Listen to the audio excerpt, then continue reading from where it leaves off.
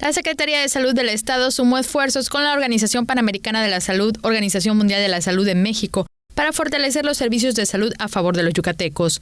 El secretario de Salud, Mauricio Sauri Vivas, expresó que por medio de la Declaración Técnica de Cooperación en Salud se desarrollarán planes para robustecer el acceso a los servicios de salud, la calidad de la atención, así como a contribuir al desarrollo de programas y acciones para la promoción de la salud, prevención y control de enfermedades. También se lanzó la estrategia estatal Cuida tu Corazón, que se alinea a los fundamentos de la iniciativa internacional HEARTS, que busca promover la adopción de mejores prácticas en la prevención y control de las enfermedades cardiovasculares.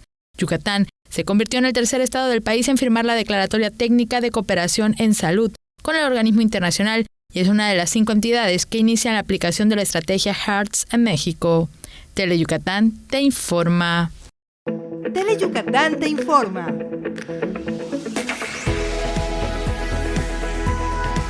Lunes a viernes, 3 de la tarde.